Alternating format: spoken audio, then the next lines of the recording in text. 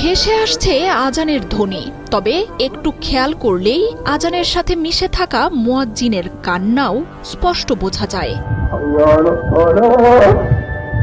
তীব্র ব্যথা আর শোক মিশে থাকা আজানের এই ধ্বনি ইসরায়েলি হামলায় বিধ্বস্ত গাজার পবিত্র করেছে ইসরায়েল। প্রধানমন্ত্রী বেনিয়ামিন নেতানিয়াহু বলছেন, এটা কেবল শুরু। হামাস থেকে নেমে আসা এক ঝাঁক বোমা কেড়ে নিয়েছে 400-র বেশি প্রাণ আর ফিলিস্তিনিদের বেঁচে থাকার আশা।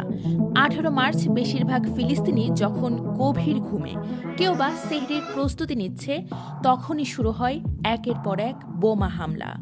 আকস্মিক এই ঘটনায় প্রাণ বাঁচাতে দিক বিদিক ছুটতে থাকেন তারা। এই ঘটনায় আবার দুঃস্বপ্নের রাত ফিরে এলো ফিলিস্তিনের অবরুদ্ধ এই উপত্যকাতে। ফিরেছিলেন আবারও আশ্রয়ের সন্ধানে, ঘর ছাড়তে বাধ্য হচ্ছেন তারা। ইসরায়েলি প্রধানদের মধ্যে কিছু উচ্চপদস্থ হামাস কর্মকর্তা থাকলেও বহু সাধারণ নাগরিক, নারী ও শিশু এই হামলার শিকার হয়েছেন। হাসপাতাল ও সিভিল ডিফেন্স টিমগুলো জানিয়েছে তারা প্রচণ্ড চাপের মধ্যে রয়েছে এবং পরিস্থিতি সামাল দিতে হিমশিম খাচ্ছে।